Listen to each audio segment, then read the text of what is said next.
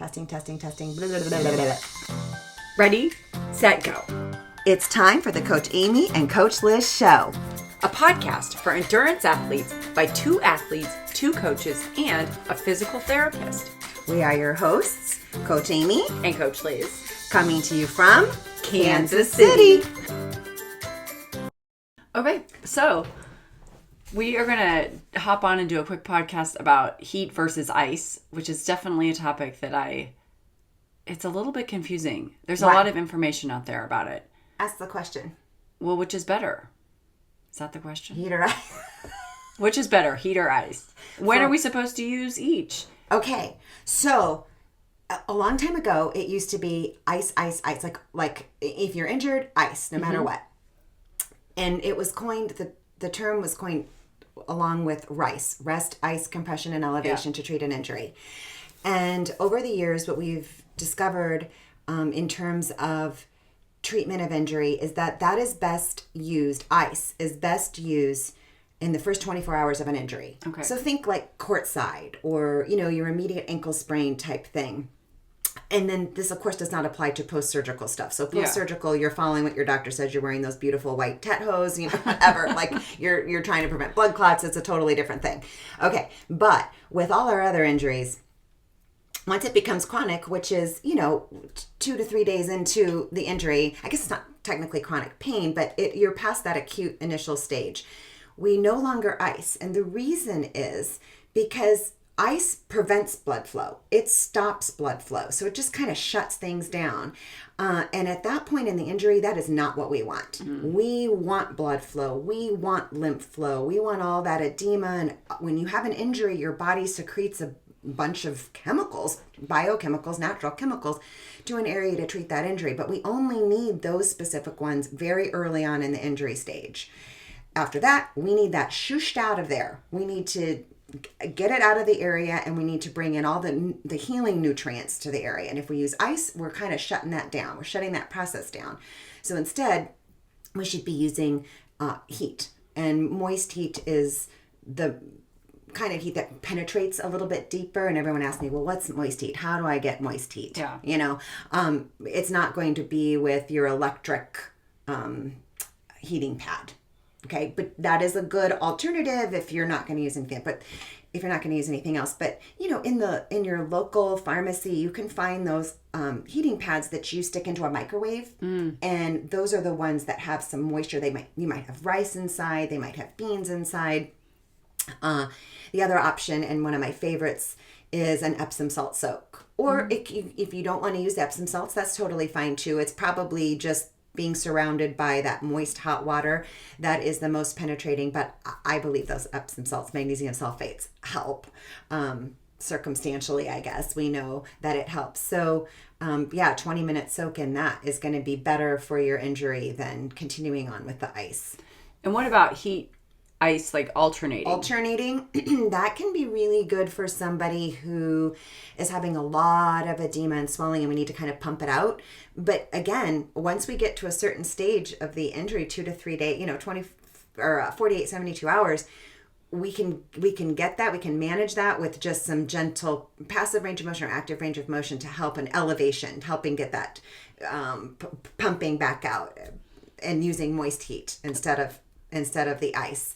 And another time when ice can be very helpful is just you're in enough pain that you just need to numb the area for just a little bit to kind of get through it. And maybe you don't want to take, the non-steroidal anti-inflammatories like or Tylenol for the pain, and you want to try to do it a little bit more naturally, and you just need to numb the area.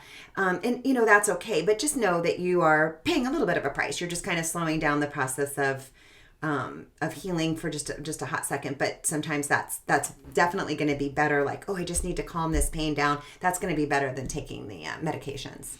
Now, what about like a post-workout recovery? So like your hard workout. I know where this is going. Tell me what you're thinking. Like give me an example.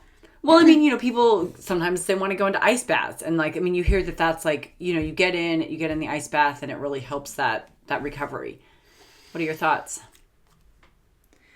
Okay, so there's research to support that ice or the cold therapy or the cryotherapy, it reduces your ability to adapt to the training load. So you're doing all of this training, but on the molecular level, you're decreasing your ability to build muscle mass, hypertrophy, and strength.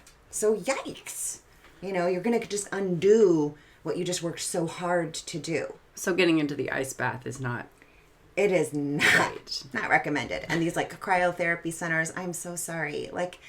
I don't know, the whole centers for going and for your injury or your sore muscles or your achy joints. Yeah. Especially if you're trying to train and you're trying to make adaptations to that training. It's going to reduce your ability to do that. I think that there's better ways to deal with that, preventing the delayed onset muscle soreness, because that's probably what you're trying to do with the ice bath, right? Is oh gosh, I just don't want to be as sore, or it's not going to speed up the healing process for you, because say you've run a 15-mile run, for example, there's micro tearing going on in those muscles. There just is. That's part of the process. You're breaking down to build back up.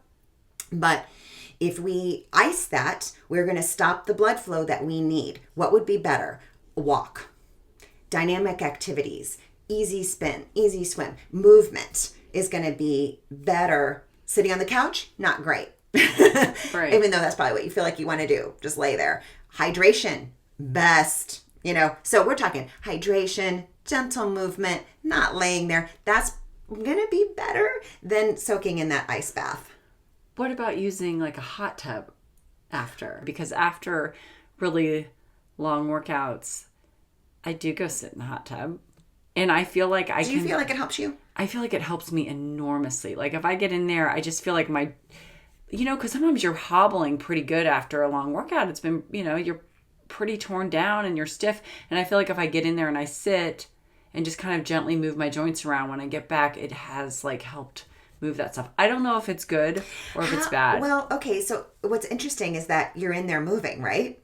I do. You just mentioned that you were kind of moving the joints around. So how long are you in the hot tub? Oh, it kind of depends on how cold it was outside, but I would say probably 10 to 20 minutes. Okay. So there's some research to support that heat delays post-workout heart rate recovery. So what does that mean? It means that we can't bring down our heart rate adequately if we are going straight into the hot tub afterwards. And we don't want that. We don't want to delay our recovery on a cardiovascular level. But there is some, if you think about this, if you are doing a really hot, you're going to be racing in hot conditions for a marathon or, triathlon, you are running in the heat of the day. Absolutely. So there, it's not inconceivable that you might then train by going into a hot tub afterwards so that you can start to help with the heat adaptation. Yeah, I will have athletes do it's like a 10-day heat protocol that helps athletes adapt for the heat when they're going to be going to race in heat, especially if they're coming from a colder climate in Kansas.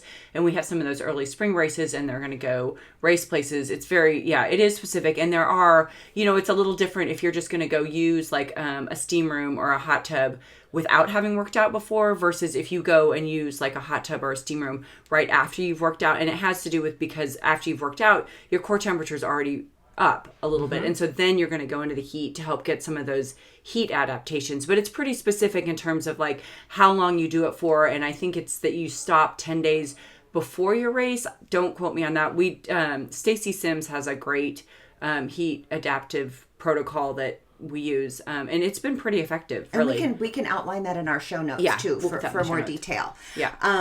But yes, I wouldn't recommend over 15 to 20 minutes in a hot tub, regardless of what you're doing. Just from this protocol of just your cardiovascular health, anyways. Yes. And this is different. We were talking about using a hot tub as recovery versus it's very specific when you're using it for heat protocol for training. Maybe we just put that in a separate podcast as well. So, but this isn't in terms of recovery. It may not be what you is the best for you. Very different reasons.